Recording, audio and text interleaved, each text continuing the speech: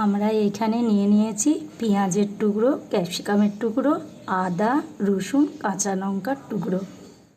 এখানে 250 গ্রাম boneless chicken নিয়ে নিয়েছি। 1 চামচ গোলমরিচের গুঁড়ো, 1 চামচ কর্নফ্লাওয়ার, 1 চামচ ময়দা, একটা ডিম দিয়ে দিলাম, 1 চামচ আদা বাটা, 1 চামচ সয়া সস দিয়ে দিলাম, 1 চামচ লবণ দিয়ে দিলাম। এবার চিকেনটা ম্যারিনেট করে 15 মিনিট রাখবো। প্যানেতে একটু এক এক করে চিকেনগুলো ভেজে নেব।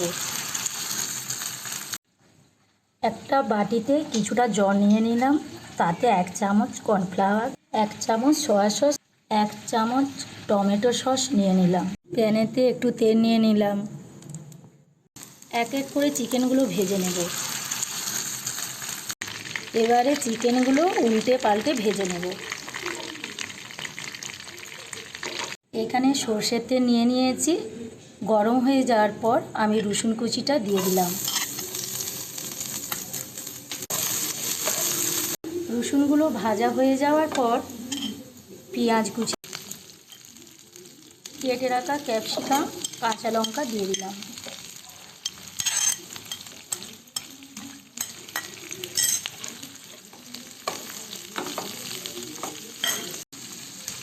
পরিমাণ মতো লবণ দিয়ে দিই, হলুদ গুঁড়ো দিয়ে দিলাম, পরিমাণ মতো টমেটো সস দিয়ে দিলাম,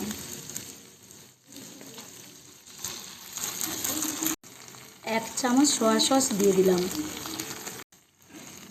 1 চামচ চিনি দিয়ে দিলাম, গুলে রাখা মিশ্রণটি দিয়ে দিলাম,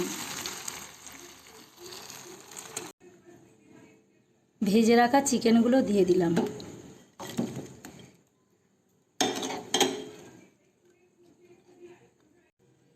এবারে চিলি চিকেন রেডি।